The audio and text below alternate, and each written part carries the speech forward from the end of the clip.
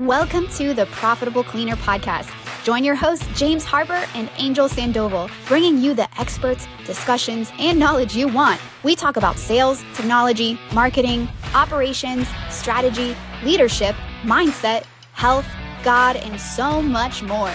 Now, are you ready to profit? All right, what's up, everybody? Welcome to the Profitable Cleaner. This one's going to be different because I've got my friend, CMO of Proven Content, and just a straight-up business ninja, Mr. Connor Dube. Welcome to the podcast, brother. Hey, yo. Good to see you guys. Yeah, James, always nice to co-host, bro. Are we ready to bring energy like it's Monday? You know, like we gotta pick this thing up a little bit, man. 100%, man. I agree. James, you ready to rock and roll? I'm ready, man. I love it because Connor hit right off the beginning with the hey, yo. We call that a pattern interrupt. Gets your attention right off the bat. And love it, man. Really good to talk to you again, brother. Back at you guys. You listeners, thank you for being here. I love it. See, and you can tell, if you can't tell, this guy has his own podcast. What's the podcast that you have? B2B Mentors, is that right?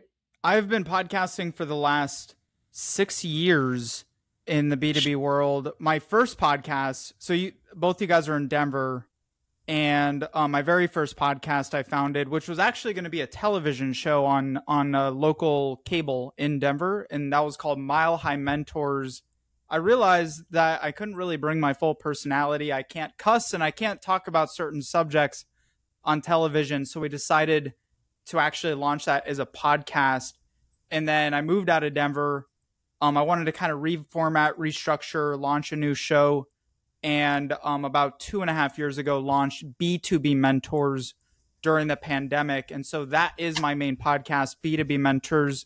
We've done over 200 plus episodes on there. Nice. It's on all your favorite podcast apps. And yeah, get to nerd out about marketing. Like, what's more fun than that? Every time I listen to it, like I used to listen to it at the gym, right? Like, you know, you're hitting a workout, you start listening to a podcast. I had to stop because every time I would listen, I would stop working out. I was just like, shit, gotta take notes on that. Oh, dude, I didn't even think about that. Oh, dude, that's it. So I was like, okay, no, can't keep listening to Connor. I like that you always bring the energy though, man. I always really do enjoy that. You always, every time we've hung out, every time we speak, you're just on it. I'm just on it. What are some tips and tricks, or why do you like the importance of like energy? Because I think there's also some people that are more chill. They're just like, no, you always show up with more chill energy coming into this, and you're more always like, let's go. And then it makes me want to do stuff. Is that like on purpose? Do you do that on purpose? Do you like being high octane, high energy on purpose? Yeah, I mean, when you operate at an energy level, you know, things reciprocate at a higher energy level. So I've just kind of like, I'm naturally, I mean, if you're just hanging out with me and chilling, like I'm a pretty chill guy. Like I'm actually I'm an extroverted introvert. Like I much prefer to be alone, to be like, you know, not around a bunch of people, like kind of doing my own thing. But you could also throw me up on stage in front of 10,000 people and I'm like perfectly comfortable with it. But you know, bringing the energy, but on the other side, like I know billionaires, I know multi-millionaire, very, very successful entrepreneurs and intrapreneurs. And quite honestly, some of the most powerful ones out there are very chill and like very methodical in the way that they communicate. And so it's just always been kind of my style. Like I like to bring the energy. Well, look, man, I'm super excited to have you. I know I've known you for a while. Actually, I met you at my first ever entrepreneur event. I was not an entrepreneur, and I remember running into you, and then I just started kind of following not your steps, but I started following what you were doing, and I was like, okay. And the way you see B2B marketing at a high level, I don't think it's talked about enough, right? Like I think a lot of people look at these like smaller coaches or this marketing that might work for a company that's less than $1 million. But then once you start getting, so like we have some clients that are 50 million, 100 million, and their question is always like, wait, how do I market? Because I don't want just any type of lead. I don't want just any type of this. Branding's important. But I feel like once you reach a certain level, you also have to have a different mentality of how B2B works. So would you mind just kind of sharing with people, I mean, what is proven content? and then just some methodologies that you have on B2B marketing, maybe just a quick introduction of it. Yeah, I'll give some context. So I've always been entrepreneurial. Started my first business at the age of 7, where 9/11 happened, and I wanted to find a way to give back. And so I took rocks and stole them from my neighbor's yard and my parents' yard, and I painted them with patriotic, symbols and flags and stuff like that. And then I sold them at a motorcycle rally. So that was like my first introduction into what we would call channel sales, right? And over the years, I've launched a handful of companies, and anywhere from landscaping to, general marketing and advising. And in college, I was super busy, heads down, and to pay the bills, I actually did door-to-door sales for 2.5 years, ended up running and managing and leading a marketing department of about 25 people. I was 22 years old, generated $11.8 million in a year and a half at a very young age. And from there, I stepped in, and my dad had actually had this kind of legacy, very small business, under the, in the 6-figure range, and was comfortable. And, they were doing newsletters for technical B2B industries. And when I started comparing and really looking at that versus the consumer marketing, right? You're marketing to people, trying to get people to buy a product or a cell phone or, a mug or whatever, microphones, you name it. I love the complexities and the nuances of B2B marketing. And I know that, in the commercial cleaning space, especially because we've had clients in that arena, there's a lot of noise out there. It's very complicated.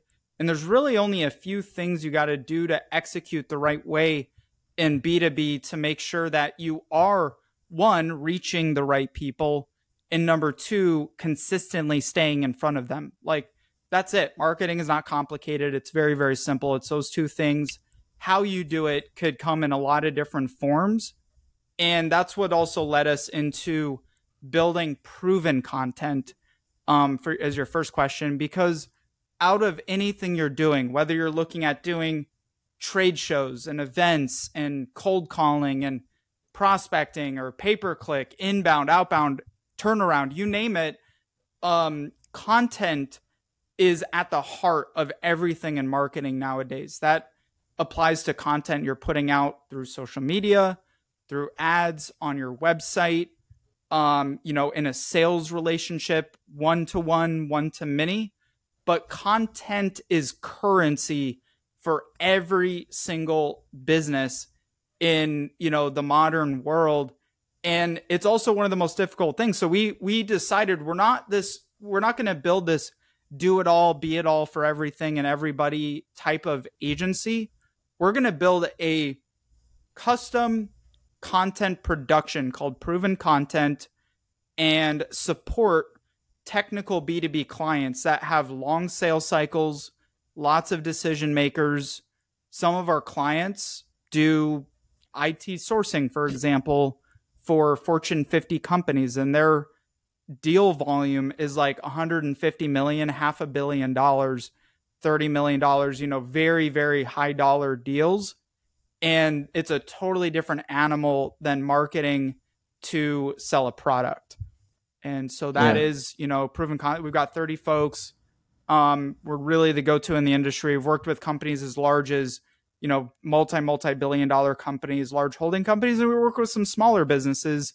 So we have kind of a great range of customizability. I don't even think that's a word to support. It is now. Yeah, it is now to support the most time-consuming, complicated, and frustrating part of doing anything marketing, which is the content creation side of things. Real quick, because I think someone listening to this might say, okay, well, I do content, right? Can you just define content real quick? Because sometimes I feel like when people think content, they think graphics or they think just blogs. How in depth can you get into content? Yeah, I mean, my big frustration being in this space is the marketing guru bros who are out there like posting next to Lamborghinis and like, bro, if you post 100 pieces of content a day, you too will be a millionaire and your business will be super successful. And it's not the case. And so how you're doing content is incredibly important. Even the process of what you're doing with content is incredibly important. So I'll give you an example. Someone listening to this may be like, yeah, that's me. I do content for my business. But what you're doing is either taking generic crap that's owned elsewhere on the internet, you're taking other people's content and you're just tossing it into your social media feeds to appear relevant. And even if you do capture someone's attention, chances are you're probably leading them to a competitor without even realizing it. And so my big philosophy when it comes to content is owned content. It is coming from your internal subject matter experts, thought leaders, clients of yours. And my big premise around content is what's called social proof. Because especially with the advent of ChatGPT, AI tools, any schmo can go create content that, like anyone can go out and create content, but to do it very well and in a way that not only captures the attention of people, but gets them to funnel, build a relationship with you, build trust, gets in front of them sooner.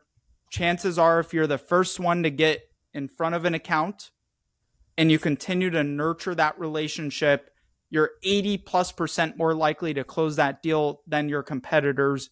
And if you are not the one out there being the thought leader, doing content the right way, creating social proof, not only just for your prospects, right? Everyone wants to talk about prospects, but in B2B accounts where the lifetime value of a relationship is typically much longer and typically much, much higher, right? We're talking high five figures, 6 figures, sometimes 7 figures, multiple 7 figures.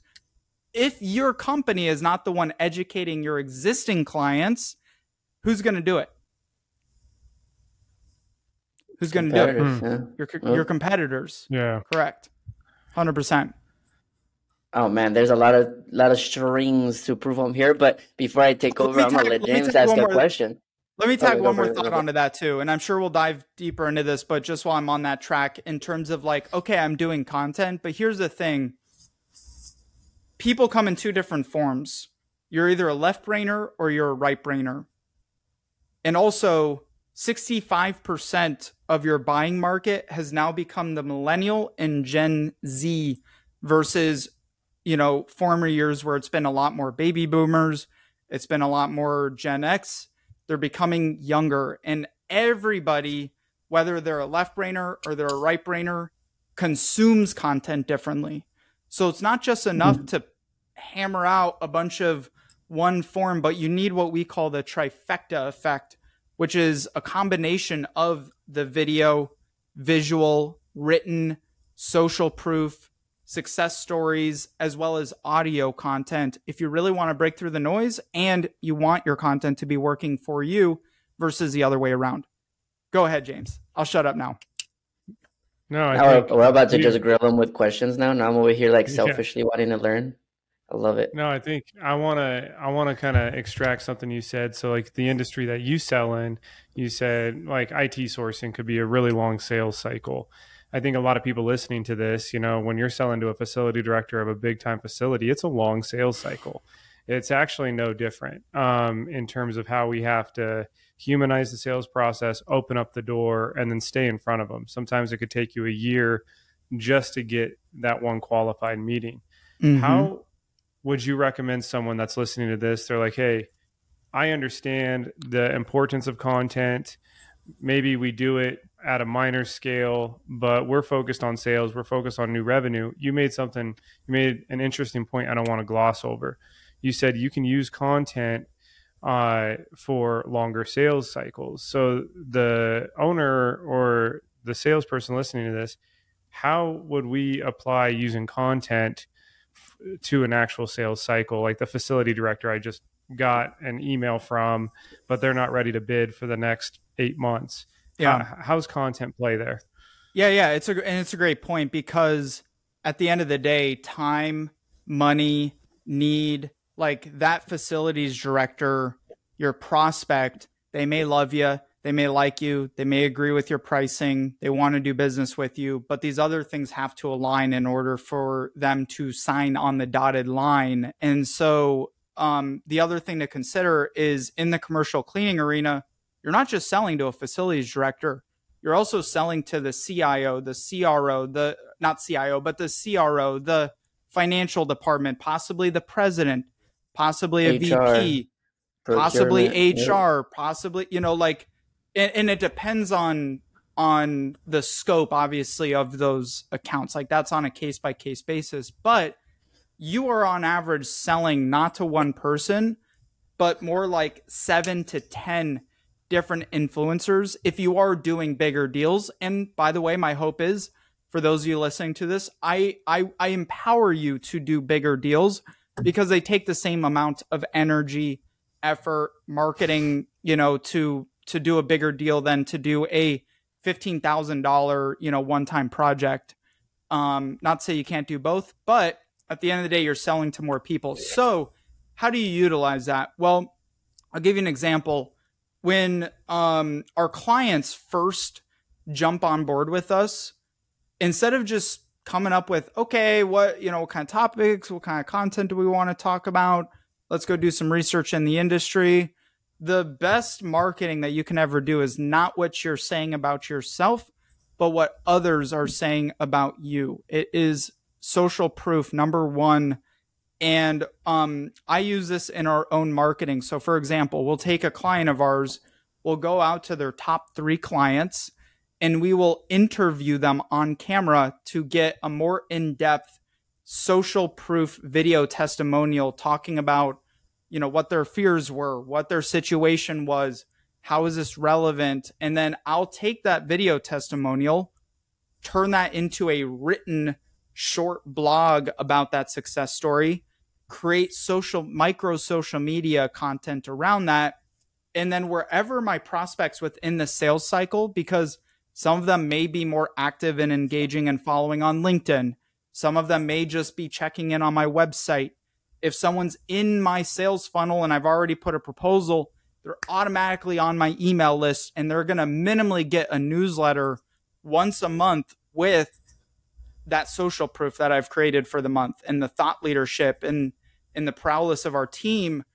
And I also send that individually. So I use it in our proposals. I use it on our website. I use it on social media. And I use it instead of what most salespeople do when they have that 8-month sales cycle, once a month, once every quarter. Hey, Frank, hope you're doing great. Are you guys ready to buy yet? No? Okay, I'll check in with you in 3 months. Cool. And then all the while, they're going out and also self-educating, possibly through your competitors. So you're able to help shorten those sales cycles, because part of the thing that can also lengthen sales cycles is the amount of information that they have on hand. Like, no means like, I don't know enough information yet. And they may not have enough information because you're not providing them with that information. If you're just simply relying on your team's sales ability to give a pitch, that prospect on the other end is only going to retain maybe 10%, if you're lucky, of what you talk about. And so this is where you use content, visuals, client stories, success, thought leadership to close the gap and as the reminder and the reinforcer of those things that you are communicating throughout that sales cycle. Well, so, it's interesting that you say that, because also I think like content can fill in a lot of the missing gaps, right? In, like you said, your salesperson goes and sells, they retain, I would say 10% is like generous, honestly, assuming there's no distractions nowadays. Our attention span is so low. They're just getting what they want. We actually had a sales call 2 weeks ago, and my comment to him was like, hey, look, before you make a decision, let me send you some information. Check out this blog. Check out this podcast. Like, go get yourself acclimated with who you're doing business before you say yes. And it was cool though, because instead of me depending on a proposal for them to learn about me, I was like, I'm not gonna even send that yet. just go learn about us. And the good news is, because I know the positioning that we've created here with the podcast is, you search us, you see, you attach our name to all these high level people in the industry. You see our blogs for every single podcast. You go on our socials, including our personal brand. It's active. Like, you almost leave them no reason but to say, well, that's who I want in my corner. Like regardless of what this, like, I want that service, but I want James. I'm pretty sure they do business with you because you get the results, but also because if they were to say, well, who's your content team or content partner? Oh, Proven Content. And they start research Proven Content. Now you look good. Have you ever seen when someone gives a referral, or they're like, yeah, work with this person, and then you look them up and I'm like, is this a real company? Like, 100%. They are, but like, how are they? What's going on here? And so I like how you said, like, subject matter expert. Proven Content definitely has own content. I love that. Love that part. So quick question for you. The social proofing that you're talking about, is this only testimonial based, or is this like personal growth based? Like, what are forms of social proofing, real quick?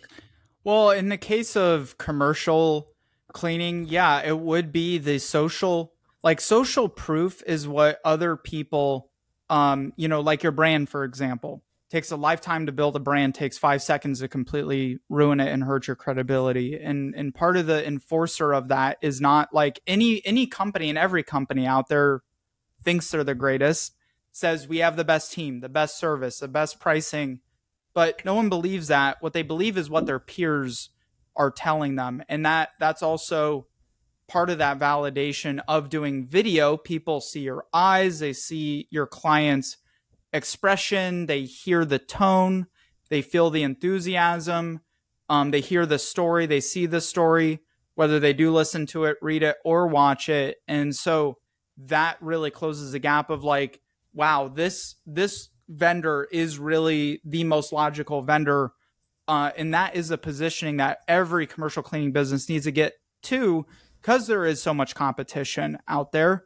Any mom and pop can go out there and, they maybe had some experience in the industry or no experience, and they can create an LLC and open up shop tomorrow. And so you're fighting against all of that noise on top of everyone is more busy, distracted, than ever before. And so, that initial, like, oh, it takes 7 to 10 touch points to get someone to buy from you. It's not the case anymore. It's more like 20 plus touch points. Mm-hmm. And the more valuable those touch points are, when it comes to social proof, the more your company is going to be seen as that most logical vendor of choice. There's no reason they wouldn't buy from you versus anyone else out there. And I mean, I practice everything I preach. Like, when I send someone a proposal, there are 15, 20 video testimonials of our clients in there. It's outrageous. Interesting. It's ridiculous. And everyone on the team and my business partner, he's like, are you sure it's not too much? I'm like, well, I'll tell you one thing. Since we started doing that, I haven't had but maybe one in the last year and a half say, hey, can you introduce me to a client of yours to do a referral call, for example? Because that social proof is captured already and it's enforced. And so it also helps move the deal along a lot faster, not only for us, but for our clients. Oh, man. That's awesome. Yeah. Okay. Now we're like, Angels and I are going to get off this call and start thinking about things we need to do for our business and sales process. All right. I want to ask you a question. Just to add on to that too, like, don't just keep it sitting on your website and don't just post it once. Like, reinforce that shit over and over and over and over again with your email list, with social media, one-to-one, through any channel you can. I mean, the best ads you could run in the world is a video testimony of your client just talking about you and putting money behind it. Right. So yeah. Didn't mean to cut you off, but just want to add that, James. So good. No, I know. I think it's great, man. The value of like repurposing and reinforcing that. Like, I'm hearing you talk, and selfishly, I'm like, oh, there's a lot that we can do better and do more of. But I want to talk about something I keep hearing when it comes to marketing, and specifically content marketing. And there's a little bit of a controversy there. how important is quality content versus frequency of content? Obviously, in an ideal world, you want to have both quality and frequency. But if you were to rank one to the business owner listening right now, they're like, okay, I'm a perfectionist, so I'm going to wait till I get it perfect. But that might be once a month I'm posting something. Or then there's like just a hustler that's iPhone in it, right? And they're just like on the go every day, putting out stuff. What would you say is more impactful from someone in your seat that sees all different forms of content? And to add to that question, does the size of the company matter to the frequency and the quality? Well, it depends because, are you looking at doing, account-based marketing versus non-account-based marketing? Are you doing more broad? Are you doing more general? Are you doing, wide versus? I think everybody usually does general. I think because I don't think they know. So I guarantee you no one here knows what ABM is. So what is account, real quick, what is that too? Yeah, account-based marketing is where you're taking a very specific, let's say you're cleaning service specific to biotech companies, for example, right? That's a very unique niche arena. And let's say there's maybe like a top 50 in the US that are very specific for that criteria of revenue range, project size, all that you want to focus on. And so creating a very specific type of messaging and effort towards them, that is account-based marketing versus, okay, we're commercial cleaning, but we're kind of broad. Like we'll do the coffee shop down the street, or we'll do the hotel chain that has 7 locations across the US and any fits for us. And that's kind of broader. And some companies can do both and some do both. Most companies, I would say, go very, very broad. And so to answer your question, more isn't more, but less isn't best. And so if you are only creating like one piece of content a month, for example, yeah, you could maybe get some traction for that if, depending on, are you utilizing your content in a very, very small micro pool versus if you're trying to go out and you're just tossing into the ocean, for example, then, in essence, you're not going to have as big of an impact. And most people have analysis paralysis to begin with. But on the flip side, there is the opposite end of the spectrum where you're just putting a lot of stuff out there and it's getting tuned out. No one's paying attention to you. It's all the same. There's nothing unique about it. And so less is certainly stronger if you're doing it the right way and depending on how you're doing it. And by the way, I can help you, listeners, I can help you to assess, is that, a big volume play? If it is, what does that look like? Or are we really doing a smaller, amount of volume that's very high quality? But I do know as well, some companies, they go out and they hire a videographer for 50 grand, 100 grand to create this beautiful cinematic production, video, explainer video of their business and why they're so great. And then they hardly utilize it. They use it once, and consistency is absolutely key. You have to keep at it at a consistent pace. And it can happen months at a time. But really you're looking at years. It takes years to really build a brand. But once you do it, it's the most powerful asset you can have because you can't be destroyed, unless you do something really bad. Yeah. And now I'm just like my mind's going like crazy, but I like how you always look at it and I think it takes knowledge, patience, and a lot of learning, like to look at it from the end user standpoint. I know everything that you do, man, I've noticed you do it from the end user, including even like this podcast. This podcast, you didn't come in here to talk with us. Even when you started the energy, you're like, you user, you listener, right? Like I can see how in depth you go there. And then there's like breaking down the end user even more, right? Industry, psychographics, demographics. And then even then, like, okay, now I got the company. I got 7 to 10 different influencers. I always tell people that you've got influence, you got champions, you got decision makers within a business for sales. Not a lot of people, they don't think there is because they don't get to engage with them. I'm like, you got to go and seek that out because, yeah, you're right. And get HR, even the end user as just the employee that goes and clocks in and works, that person might be the one that complains the most about the cleaning. But because you don't think that they're an influencer in this in the deal, you might not market to them. Right. So I just find everything that you do super interesting. I know we've kept it kind of like high level. I would love to like grill you one day and just hang out and pick your brain, you know. Good thing that we're about to get into what I'm going to say. But now I would love to talk real quick. Why did we even bring you on this podcast? That's the question. Most people are like, why is he in this podcast? Well, that's because Mr. Connor Dube is going to be one of our keynote speakers at the event, and you've probably already saw the announcements. Connor, give them some insight into what are we going to be doing at this event. Oh, there you go. There you go. Look. There you go. See? How cool is that? Yeah. Give them some insight. What are we going to do, man? I mean, you're going to have $100 million companies, 50 million plus, 15 million plus, and even as small as someone just a mil, right? Or 500,000, for example, just coming and wanting to play with the big dogs, right? That's how I started entrepreneurship. I like went into Nicholas's event. I had no business. And I was just like, whoa, these people are for real. And now we're here. So what can they expect from your workshop and talking to you, man? Yeah, so I'm one of those people, like, personally, I like to teach in the same way that I like to learn. And anyone who knows me, like, I'm just not a BS kind of guy. Like, I don't like fluff. I'm not inspirational. Like, I'm not here to inspire, about entrepreneurship or business. Like, I love good, usable, tactical information.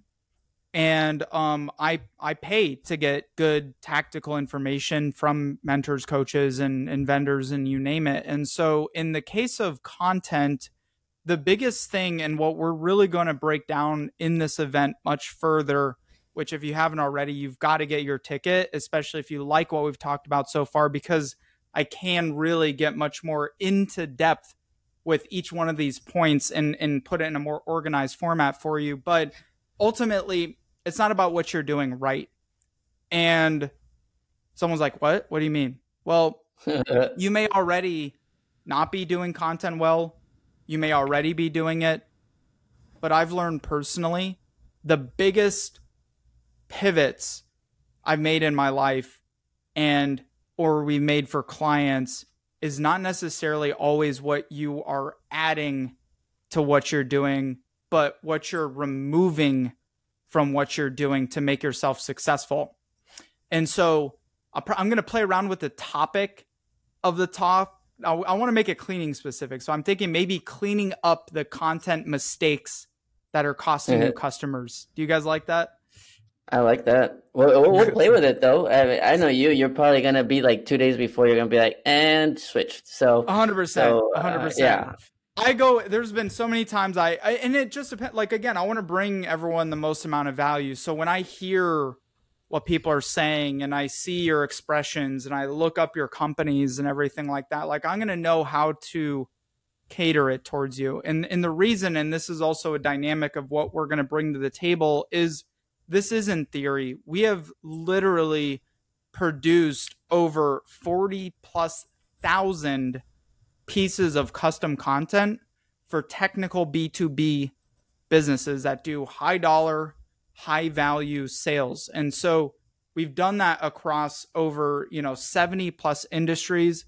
There's nuances, but in essence, B2B marketing, whether you're IT, commercial cleaning, you're biotech, there's certain principles that still apply across the board. And I'm going to get even as specific into helping you understand neuromarketing and psychology, because that is where things really start, and understanding how to do this, who you're doing this for.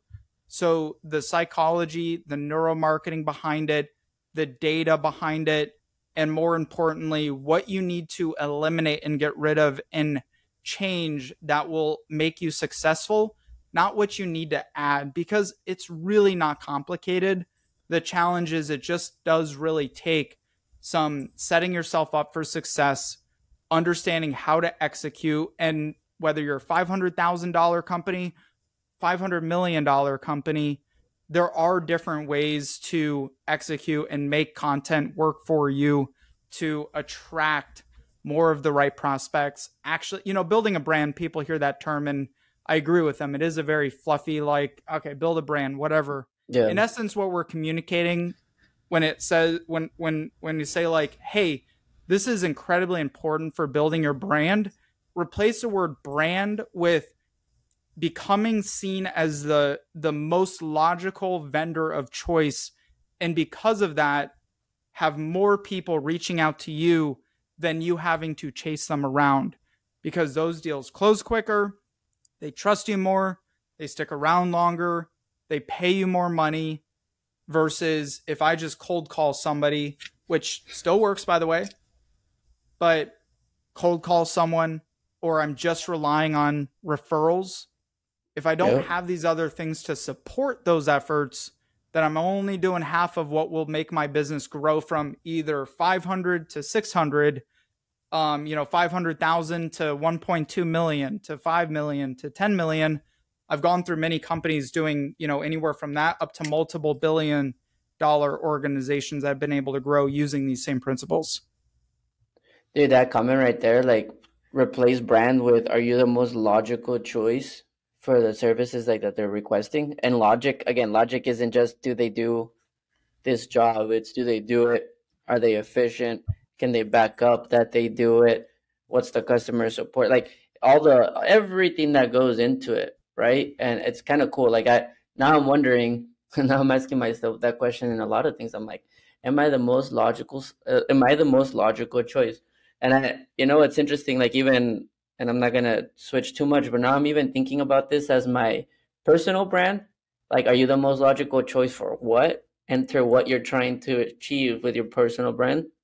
And then I'm even thinking like, I'm just being dumb here, but family. And I'm even thinking of my marriage. And I'm like, what is the brand that I'm trying to put as a husband? And if I replace brand with, am I the most logical choice for what? You know what I mean? Like now I'm wondering like, damn, am I dressing like the most logical choice for Denise?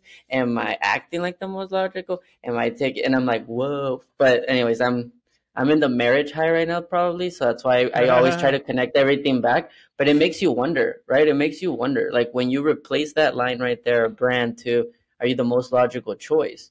And it's like, well, in order to be the most logical choice, I got to know what they were looking for, what they want, what they're expecting, what we're communicating. Anyways, I'm just, my wheels are going, and this is us keeping a very high level. So no, I'm glad you made that connection, because it does apply across the board, across spectrum, whether you are an entrepreneur or, I'm confident a number of listeners or possible attendees are also what we would call intrapreneurs. They are, still directly related to growth and efforts and marketing and sales and everything, but they don't own the company. Maybe they own a piece of it or something like that, or they're, directly tied in with revenue. And make no mistake, B2B, business to business, means you are actually marketing to people. And it is, in fact, much more emotional than selling a consumer product, because when you sell to a facilities director, for example, and you're clearly not the most logical choice of vendor out there, their career is at risk, right? They could lose their job making the wrong decision. They could cost the company a lot of money making the wrong decision.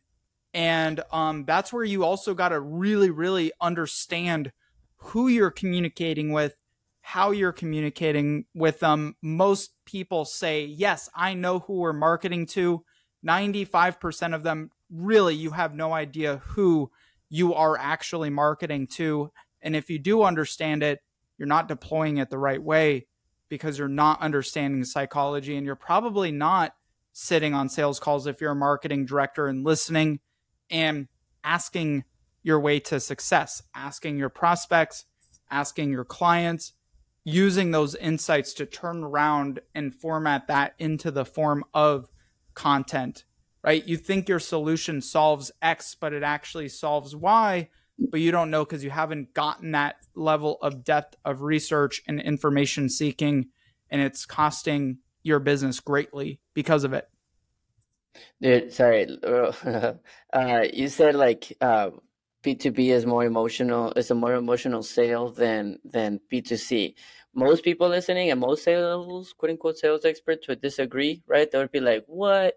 B2C is way more emotional, man." Blah blah, right? Especially the ones that sell fitness and stuff, which I get I think they confuse the type of emotion. Of course, I'm not gonna get a facility director to cry about his personal life in the call and then decide to take action because of it. But well, like they do over there, right? Like, oh, you always cancel on your goals, blah blah. That's a different sale. When you come B2B though, I just realized the amount of pressure. It might not be sad emotions, but imagine now at the moment that it says James or Angel, and there comes my signature that I've accepted this proposal, this contract. Before that, the amount of pressure, the amount of fear that might come into you. Now you gotta like step up and like it has your name and you're the DM now. Like if it goes wrong, you're right. You could lose your job. You could be moved departments, downgrade. It could cost you. It could, what if injury? Like for example, especially in cleaning, what if that cleaner doesn't do something under creates injury for your internal employee? Lawsuits can happen. So like think about that emotion is a different emotion. It's not I'm sad or I'm like feeling bad about myself. It's, hey man, I'm trying to get you to sign a contract, but as soon as you sign that contract, I'm also putting a bunch of weight on your shoulders. And the difference is, can what I'm showing you with my brand relieve some of that pressure and help like let them feel that you're putting some of that pressure on your back as well. So anyways, I was just thinking about it and I was like, damn, that's a different emotion. A lot of people like to believe B2B is not emotional, but the repercussions in B2B, because you're not playing with your own money all the time, and sometimes with your own money, can be way more astronomical than much greater on the personal side. Because if you mess up, more people are going to know, and it could cross boundaries into other future career opening opportunities if you're successful or if you fail at it. If you are a consumer and you make a bad decision, buy a car you probably shouldn't have bought and afforded, I mean, you could still continue your life, and the only person that knows about it is you, or maybe you and your spouse. And now Angel's case, newlywed, now she's going to give you a hard time because you made that bad purchasing decision. But the weight of it isn't near as, as that public ousting. Nothing is more painful than that, and losing the trust and credibility with your peers. And this is where boundary lines are crossed also between sales and marketing and the commercial space are not two different departments. They are one and the same. So you could be doing a great job marketing, but your salespeople are just over there trying to press to close the deal, close the contract, sign the thing, pay us. Like, and that in itself is going to hurt your brand positioning and your credibility. It's happened to me many times. I've had plenty of people try to sell me something, a solution for our company, and I just totally disregard the business when their salespeople are just, all they care about is getting the contract signed. Now, you can do those things and move those deals along, but if you're doing marketing the right way, you don't have to try to twist people's arm to close a deal. Doing business to business sales is about getting that other person to open the door for you and allow you to walk through, not you pushing the door through and, shoveling your way into a contract through manipulation, price changing, you name it. There's a lot of different tactics out there, lying, just anything you can do to get the deal done. And there's a lot of bad practice out there, but that also means you can use that to your advantage because you're not going to do that, listener.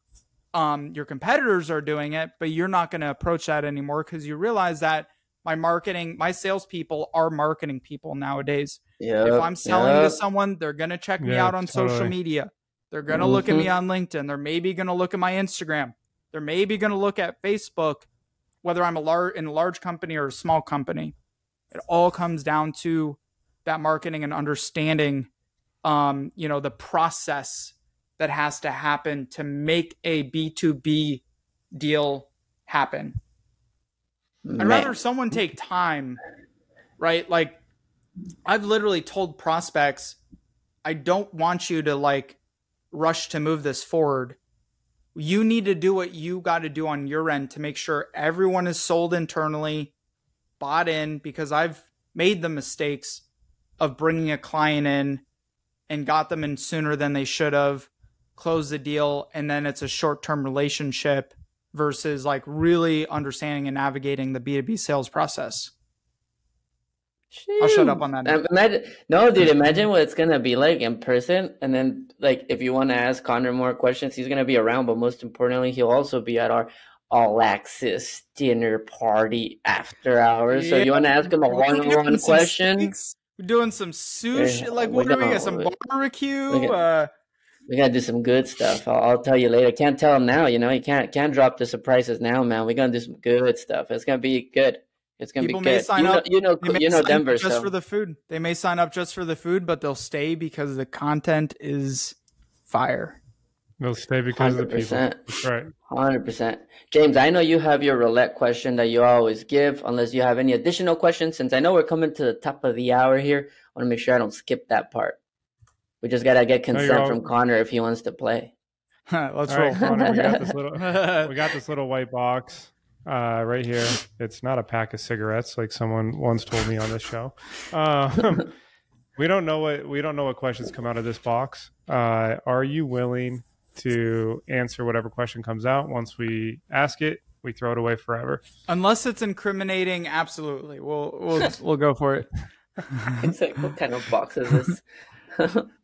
What's in the box? All right, this is a good one for you. It's funny how this always plays into like the some type of content that we've had on the show. What are 3 energy hacks and what do you do to maintain them? That's so funny. Energy hacks. You know, one of my very successful mentors of mine, one thing you like to say, because you know that especially in our generation, I would say the millennial generation is that phrase, fake it till you make it. And dude, there's days like I don't feel like getting out of bed. I don't feel like doing it. You know, I just and whatever. And so the way your brain interacts with your physical body is very interesting because you can trick yourself very easily into being in pain, not being in pain, feeling different emotions, feeling stress, feeling anxiety. And so I always remind myself, like, you know, don't fake it till you make it. Act as if. And so in that term of act as if, whether that is the energy, it applies to my emotional, like, you know, bringing that, like, I'm not going to fake it, but I am going to act as if I do have the energy, the confidence. You know, I'm not going to be a fugazi fake like pretender, but I am going to act as if I do belong in this room. I do, you know, have the credibility. I do have the energy today, even though I absolutely don't feel like it. So that would be my tips. And then, you know, from a physical level, like get good sleep, exercise, you know, certainly that helps. Act as if though is huge, bro. That act as if, I always I like the movie Boiler Room. It's intense. It's old school, but I like just the scene where he says, act as if, like, you are new. We get it. You don't know what you're doing. Dress the, like, if you're going to show up to work, at least dress the part. Show up on time. Like, do the things that act as if you were already there. And specifically, they were talking about a senior partner. So, like, act as if you're already that person. And then he was even saying, like, people are going to make fun of you because you're not going to make money now. People are going to be like, wait, are you really that person? What the hell? You act as if you're already that senior, and you're just going to watch everything come after it. And it's funny because, like, I started doing CrossFit. I'm nowhere close to the strongest guy there, right? But I'm starting to show up on the classes that they show up, like the super fittest ones. And even though I can't do their weight, I act as if I'm going to keep up. That's it. Like, they literally show up and I'm like, let's go, bro. I'm over here stretching with them, trying to keep up. And I'm like, they're carrying freaking 300 pounds. I'm over here like 150 and stuff. But I'm like, I'm going to act as if I'm already at their level. So I'm just going to be showing up. And you're right. It does it gets in your head, man. You know, act as if. So I love that. I literally gave a training on that like 2 weeks ago. So that's crazy that you said act as if. Time and consistency will solve for the results and solve for the feeling, but it follows that, not the other way around. Like, oh, when I have the energy, I will act as if I have the energy and be energetic. It happens in the reversal, unfortunately. Or you fortunately, feel the way you act. You feel the way you act. Don't act how you feel. I think like that always rings a bell to me. Yeah, awesome stuff, man. I can't wait to shake your hand, give you a hug, man. September 12th through the 14th, and I hope everyone listening too decides to suit up and show up and do the same, because I know that they're going to not just get energy from you, they're actually going to get actionable content and frameworks to apply to their business. So thank you so much, man. And I can't wait for September, brother. Let me add one quick thing here, if that's all right. Of course. And I've been in, the listener's seat in so many different scenarios. First off, you guys are really, really, your stuff. Like, you're not theorists, you are true practitioners. And so if people do want to understand the sales and the process and the CRMs and everything from a technical know-how, they should absolutely sign up for this event. I've seen your other events, and I know you keep them pretty tight and intimate so that people can actually get more out of it. And so that doesn't mean like, if you wait, there may not be spots available for you. And so take that risk, because the biggest thing that could not happen out of it is you learn something about a pivot that you can make. Like, people go into these events like, oh, it's $1,200, $1,500. Well, I don't know what your guys' pricing is. A few $100, $1,395. You name it. I mean, I've paid $10,000 to attend events that were actually terrible, but there's like one relationship I can point to I got out of it that paid for itself time and time over. And so consider that. If you're like on the edge, teetering, should I go to this thing? Do I have to travel, do this? Like, all it takes is one connection, one relationship, one piece of information, one deal to completely transform everything that you're doing and create a whole new level of momentum. So I would encourage you, just sign up. Go. You'll get to meet me, build a relationship, and I'm looking forward to seeing you guys in September. Yeah, man. Dude, I'm so glad that you said that. We're super excited to have you, man. And like we always tell people, literally, we're so confident that you're going to get that pivot that you request, and we're the kind of people that are going to push for that pivot too. Sometimes you go to an event and they let you kind of sit in the back and, kind of maybe take some notes, maybe take some breaks, get out of the room. Not if you're in my room. Right, last time we had hot seats, last time we were pushing. If I was seeing someone like not interacting, hey, let's go. Like, you're 2.5 days with us, there's going to be change, right? Like, there's no way you don't. The key is just to come in and participate. You come in here, you don't get transformation, the pivot, the relationship, the breakthrough. We have a money back guarantee because that's how confident we are in what we're doing. Well, literally, you tell me right there and then, and I'll Zelle you the money right there, or wire transfer, however you want to do it. Bitcoin. I'm just kidding. But anyways, brother, thank you so much for being here. We're super excited to have you. And we'll see you September 12th in Denver, Colorado. Much love, guys. Thank you.